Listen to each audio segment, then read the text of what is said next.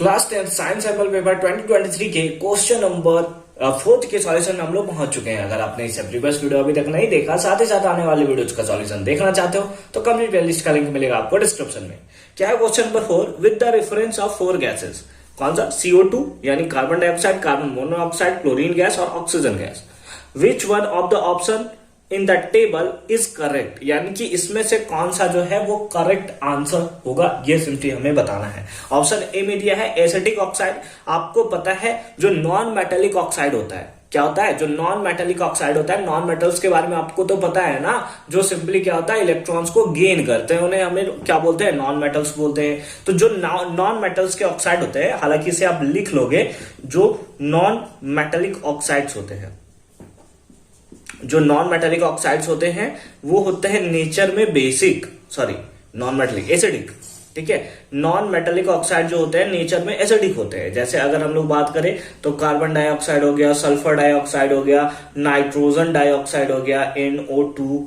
ठीक है, ये सारे के सारे जो है वो एग्जाम्पल हैं। ठीक है, और भी सारे बहुत सारे ढेर सारे एग्जाम्पल हो सकते हैं। ठीक है, N2O, ये सारे के सारे जो है वो आपका नॉन मेटेलिक ऑक्साइड है। अगर हम लोग बात करें मेटेलिक ऑक्साइड का, हालांकि इसका कुछ काम नहीं है लेकिन फिर भी आप देख लो, जो मेटेलिक ऑक्साइड होता है वो नेचर में बेसिक होता है। कैसा होता है? नेचर में बेसिक होता है। जैसे आप ले सकते हो Na2O, MgO, CaO, ठीक है, Al2O3, ये सब जो होता है नेचर में हमारे क्या होता है? मेटेलिक ऑक्साइड होता है। हालांकि Al2O3 जो होता है एम्फोटेरिक होता है नेचर में। क्या होता है उसके बारे में हम लोग एक सिंपल वीडियो में डिस्कशन करेंगे, तो ये आप याद रखोगे।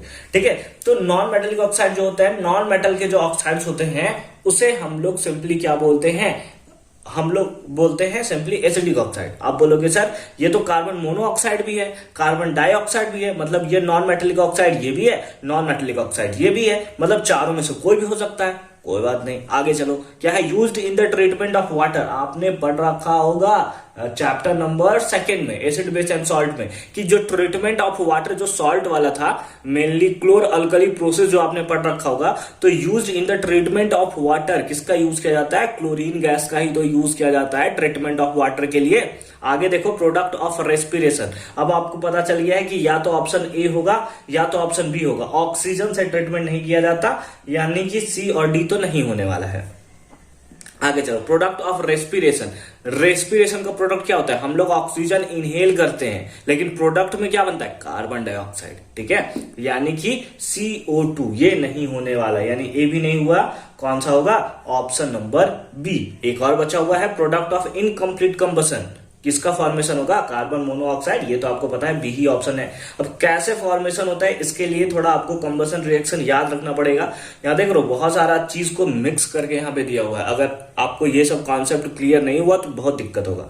जैसे अगर हम लोग मान लें हाइड्रोकार्बन है, जब इसको ऑक्सीजन के प्रेजेंस में हम लोग बर्न करते हैं तो सिंपली CO2 और H2O का फॉर्मेशन करता है जब एक्सेस ऑफ एयर हो। क्या हो? जब एक्सेस ऑफ एयर हो। लेकिन यही चीज जब हमारे पास एक्सेस ऑफ एयर ना होकर एकदम लिमिटेड अमाउंट में अगर एयर रहे तो उसको हम लोग बोलते हैं इनकम्प्लीट कंबशन। यानी कि ये जो ऑक्सीजन है वो एक्सेस में ना होकर बहुत ही कम अमाउंट में है, तो उस केस में यहां फॉर्मेशन होता है CO का, दैट इज कार्बन मोनोऑक्साइड का। तो ये चीज आप ध्यान रखोगे। ठीक है,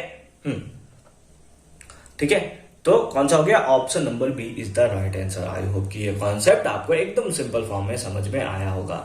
मिलते हैं आपसे अगले वीडियो में क्वेश्चन नंबर 5 के सॉल्यूशन के साथ। कंप्लीट प्लेलिस्ट का लिंक मिल जाएगा आपको डिस्क्रिप्शन में, एक बार डिस्क्रिप्शन आप जरूर चेक कर लोगे।